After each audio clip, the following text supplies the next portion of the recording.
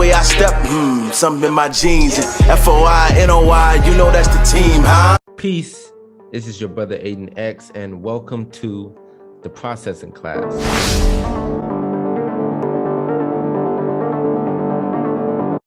Peace. This is brother Aidan X, and welcome to the processing class. Today I got a very, very special guest. I got sister. How you pronounce your name? Hecava. Say that again. Hecava. Hecava Mecca. Yes. Yes, man. Hecava Mecca. Salam alaikum, sister. Wa alaikum salam. Yes, ma'am. Let's just go right into it. The first question I'd like to ask is, how did you get the teachings? How did you become registered in the Nation of Islam? Were you born into the nation? Did you get it some other way? Can you just go into that? I wasn't born in a nation. I was born Christian, but around the time I was like 12 or 13 years old, my mom was actually a Muslim before she met my dad. And then she converted to Christianity because he was a Catholic, and he converted Christianity to meet in the middle. But she was actually under Warthin Muhammad, but didn't know. But then once I was like 13, she actually started going to the mosque. And that's how I was introduced to the teachings. Yes, ma'am. We know you was introduced, but what made you say, I want to register as a sister, as an MTT in the Nation of Islam? What was it that said, I want to register? I mean, it was going to the mosque. And the thing about my mom is she forced me to sit because the other younger children would go off and they would like have classes or whatever. They would do other things. But my mom forced me to sit there. And so even though, to be honest, I didn't want to be there at that time, I'm 13, there's other places I'd rather be. But there were things that the minister said, because this was the time where the minister was speaking every single Sunday. And there were things that he said that was like, that's true, but I couldn't like explain that it was true. But it really, connected with me. And as life went on, I registered when I was 19, but as life went on, everything began to make sense. And I realized that this is where I'm supposed to be. I'm not supposed to be in the streets.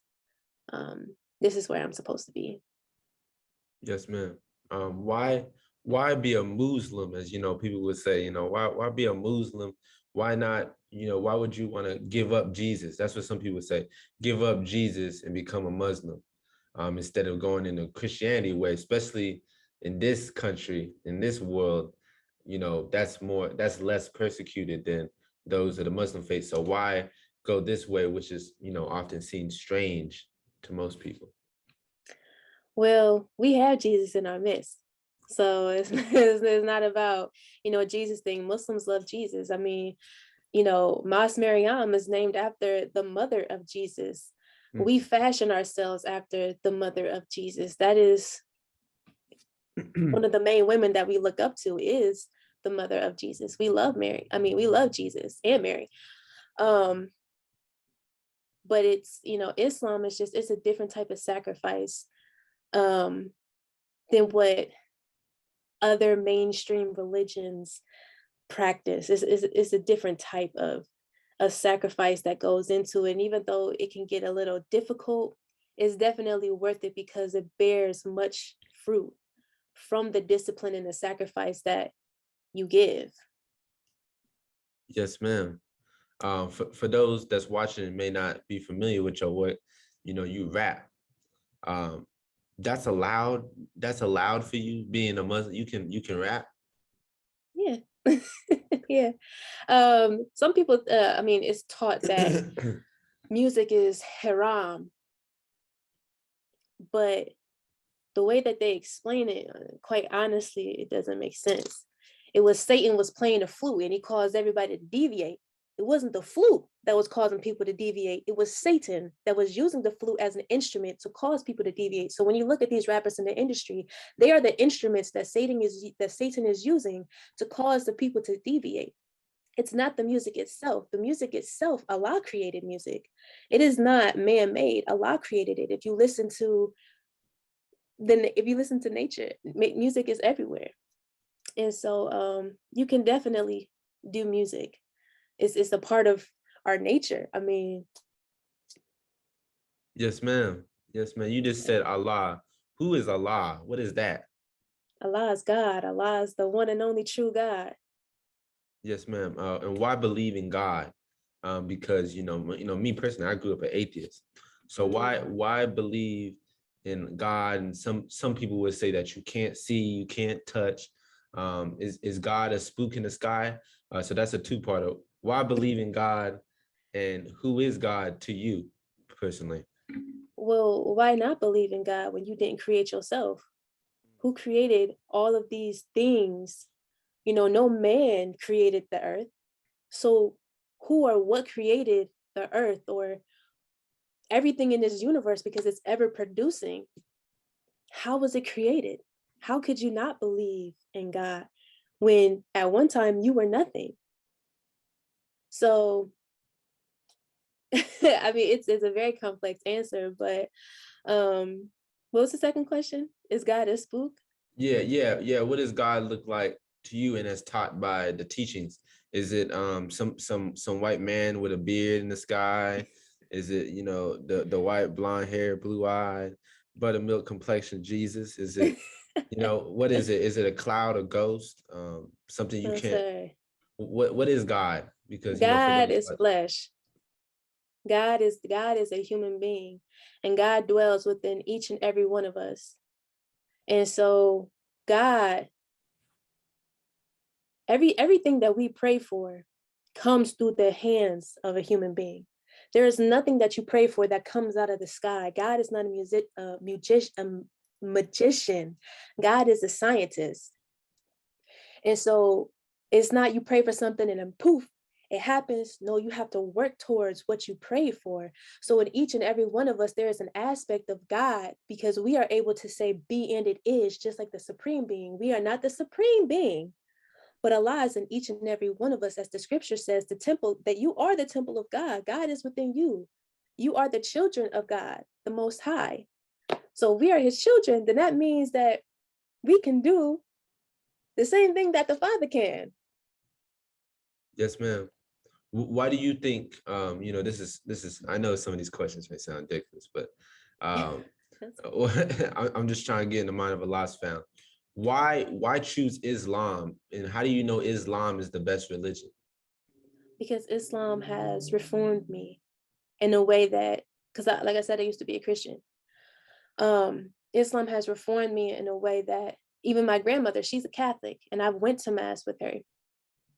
And of course, you can't necessarily blame religion for people acting a certain type of way, because at the end of the day, it is, their decisions. But like I said earlier, Islam it demands a different type of discipline. And my mom, watching her change as she began to come into the teachings, it was really just like, this is it. It brings peace. It brings tranquility. It makes you free.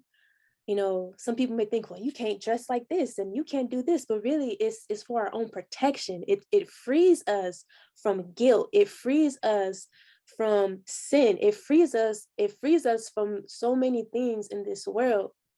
It's definitely Islam is definitely something that people should consider for their own lives. Yes, ma'am. Um, a lot of people that's watching this, and you think of Islam, you think of Muslim women specifically, you think of kind of this Arab culture of, women kind of being in the background, women having to walk 10 paces behind their man, women that may often look, oppressed, subjugated by their husband or male figures in their life with the burqas, covering, you only see the eyes. So you being registered in the Nation of Islam, is there oppression of women in your personal view? Is there oppression of women? Are women forced to wear those things on their head, as people would say? No, there is no oppression in the Nation of Islam. The woman is held to a very high degree because she is sacred. Not that the man is not sacred, but within the woman is the workshop of God. and she produces and furthers a nation. And so she is held to a high standard. She is not looked down upon. She is not oppressed. She is not suppressed. None of that. She is held to a high standard, and she is respected and she is protected as she ought to be.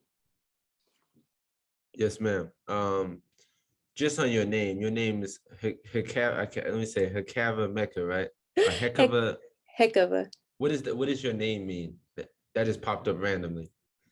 Hecava is actually not my first name. My first name is Mecca, but Hecava was a childhood name that was given to me by my parents. And so Hecava Mecca is my artist name. So Hecava, I don't know what the meaning is. It's just heck of, like that's one heck of a car, Oh, like yeah, heck I of see a it now. Yeah. yeah. Yeah, just going into your rap, you have this one song called Young God, if I remember right.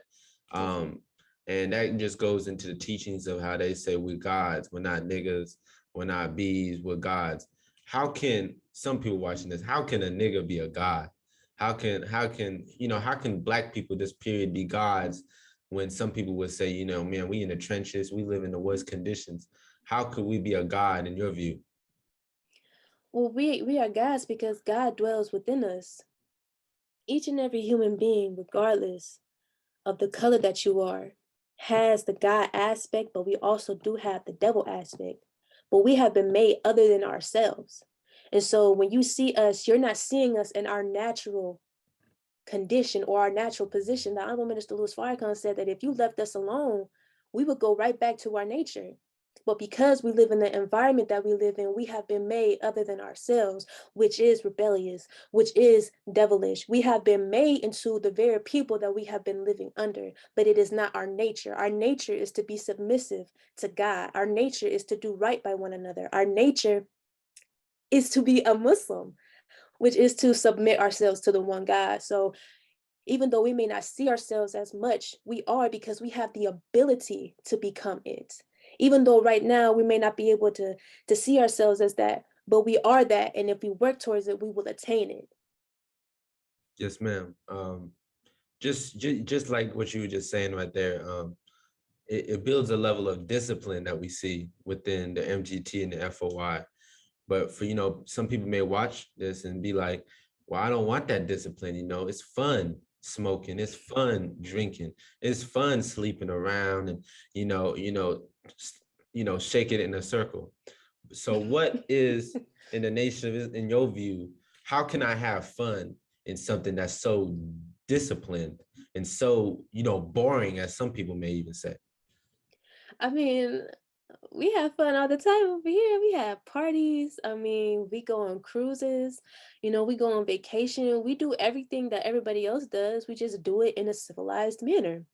There's no need for me to walk around in booty shorts and for me to be twerking in front of other men. There's no need for me to do that. It's unnecessary. I don't have to smoke, because when you smoke, you're actually voiding, you're trying to fill the void, and it lifts you up, right? Reading the word of God can get you high in a kosher way where you don't need any type of substances to try to fill the void that you're missing. Reading will do that. You don't need to drink. You can make a virgin daiquiri. Okay, you can drink some Welch's grape juice, some sparkling Welch's grape juice instead of drinking some wine. I mean, there's so many different things that you could do. I mean, there are no limits.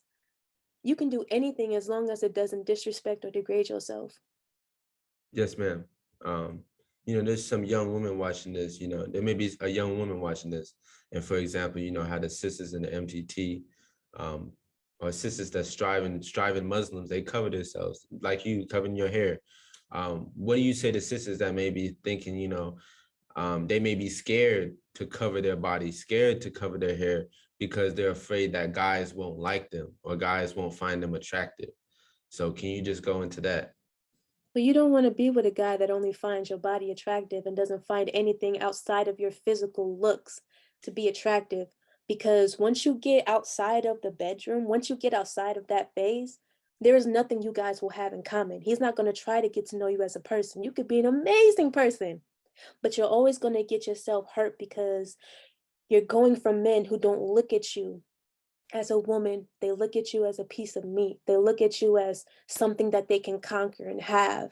You want a man who wants to see you covered. You want a man who respects you enough that isn't worried about trying to get into your pants, but wants to get to know you as a person first and fall in love with who you are first before they can have you in that way. So you don't want to be with a man if they only want you for what you look like, because your looks will fade as you get older. Let's just be honest. It happens. We can try to attain and sustain certain things, but as life goes on, certain things are going to change. And so if a man is with you for only the way that you look, as we begin to age, he's going to be looking at somebody else. Yes, ma'am. And you just being a female rap artist, how does it feel to be in, in a space that's really, people like Megan Thee Stallion, Doja Cat, Cardi B, they may have a whole, and I'm not knocking these sisters, they're very talented sisters, they make great music, but it's a world of, as Satan does, dress them down, and it's a world of shaking it in a circle. So how do you feel being in a space like that, and your music is so different from what's going viral, from what's popular? It's empowering because I know what my mission is in life. And I've been told before that ain't nobody gonna listen to you. Don't nobody want to listen to that conscious stuff. But music is actually beginning to take a turn. It's beginning to go back to what it was originally, as hip hop was. It was telling the truth. It was telling what was really going on, and it's beginning to go back. And so the music that is secular, it is going to begin to fall, and it's falling as we speak. And so it doesn't make me feel any type of way, because I know that Allah is going to exalt me as long as I continue to put him first and do what I do for him. People go and like it because I don't preach in my music. I feel like you have certain people for that. But just like you don't give a baby steak, you have to give them baby food. You kind of have to put the medicine in the dog food. You kind of have to give it in a way to where people are willing to listen, but you're dropping seeds, right? So whether it be with your words, whether it be with your visuals, and then as people begin to follow you, they begin to look at your life, and you begin to lead by the way that you live as well. And so some people may not agree with my approach, but I know that Allah is working with me and working through me, and that if you have a problem with it, then you got a problem with God. Yes, ma'am. But yes, sir. I know you can keep going. What were you gonna say? But I mean, that was it. That was it. Yeah, yes, ma'am. Why, just some people may say, man, why the hell would I join the MGT? You guys have the cover, you guys study, you guys don't celebrate Christmas, all of these things. You guys just, seems like you guys just eat bean soup all day and pray. So why get into myself like that when I'm having fun? I'm, enjoying life. I'm living, as some people would say. So what's the point in your perspective of joining the MGT or being a striving Muslim? It gives you a sense of being. You are validating your right to live. The Honorable Minister Louis Farrakhan said that even the ant has more of a right to live over us because they are living in alignment with why they were created. We are not. And so the ultimate goal for every single human being is to become one with he who created you. And so as being an MGT, that is the process. And you're not eating bean soup all day and praying all day. You live life. But what life are you living? Are you living the life given to you by Satan? Or are you living the life given to you by God? But you can still live and enjoy life and have a good time. Like we be having a good time over here. It ain't even like that. We be cool with it. Being the MGT, it gives you sisterhood. I mean, there's a lot of issues in the streets with the sisters, you know what I'm saying? We don't get along, but it forces you to have to get along. You know what I'm saying? It forces you to have to love each other. Because how can you say that you love God whom you have never seen, but hate your brother or your sister that you see every single day? It forces that type of family bond. It forces it. Um, and who just doesn't want to become a better person? Who doesn't want to be better? Because the better that you become, the better your life is.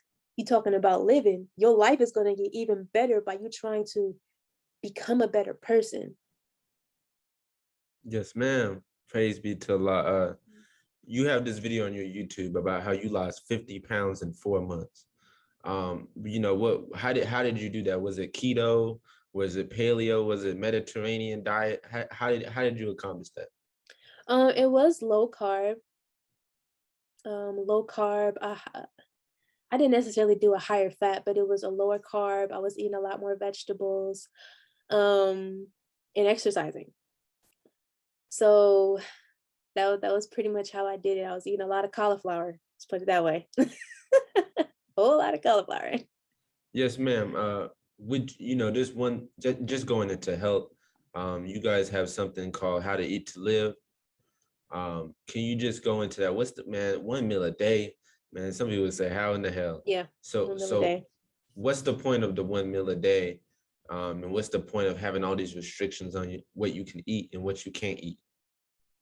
Well, also to add, 'cause I actually forgot that I did eat 1 meal a day, and I also ate. There was a time where I ate or I fasted 3 days a week, and I only ate 4 days. Um, but 1 meal a day, it allows your stomach to be able to do what it needs to do without being overworked. The more that we eat, the more stomach issues we're going to have, and it's going to cause your stomach to pretty much give out on you the older that you get.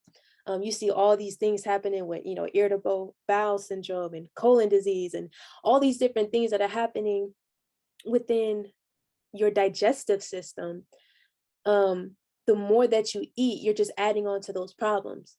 The less that you eat, accompanied with the time that you eat, can help to alleviate some problems. When you fast, I mean, it helps to eliminate inflammation. It helps to eliminate and detox. It helps to detox and eliminate toxicity from the body as you fast.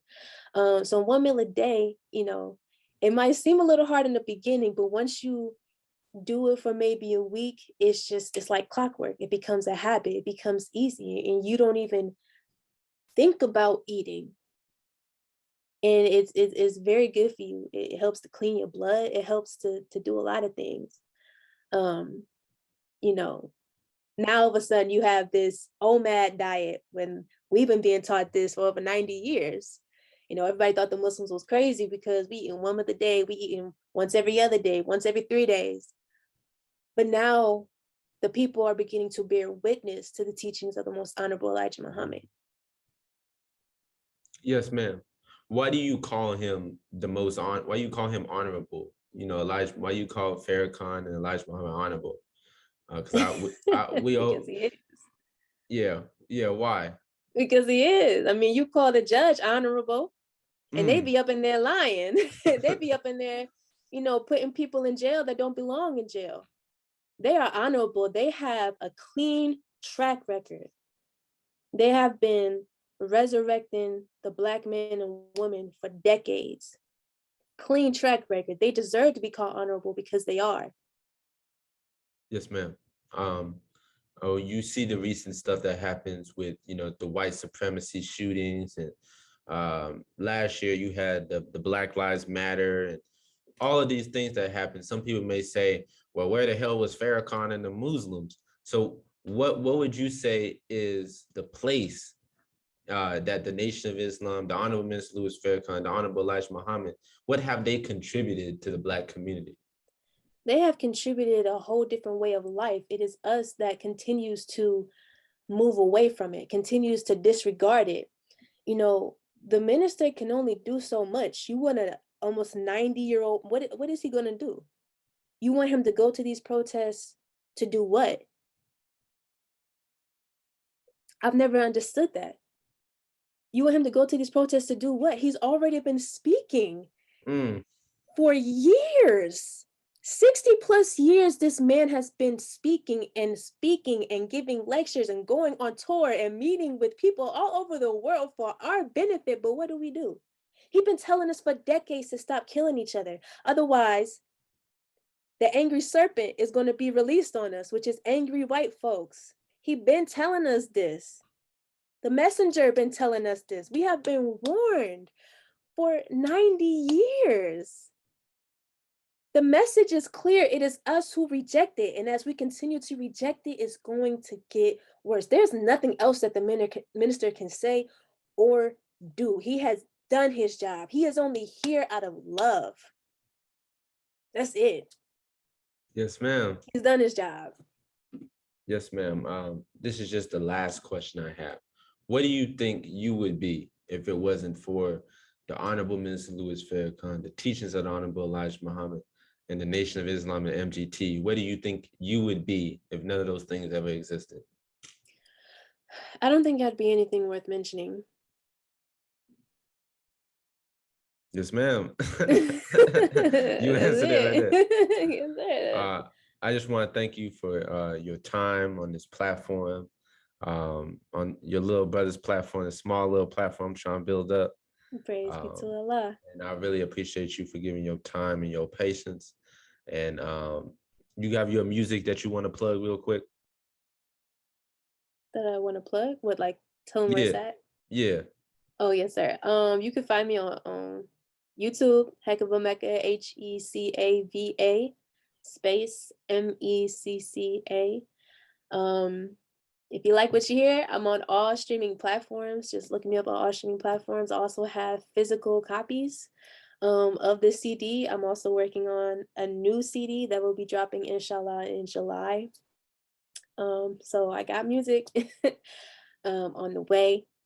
And Instagram, you can follow me at Hecava. Again, that's HECAVA _ Mecca, MECCA 22. Hecava Mecca _ Mecca 22. That's it. Yes, ma'am. Praise be to Allah. Thank you again for coming on the platform. I definitely look forward to hopefully building more with you in the future. And I just want to say, I send my greetings to you and your family. And I pray that Allah continues to bless and protect you and your family forever. Thank you, brother. I appreciate that. And I appreciate you asking me to come onto your platform and giving me a space on your platform. I appreciate that. And may Allah continue to bless and protect you and your family as well. Yes, ma'am. Praise be to Allah. Thank you so much. Salam alaikum.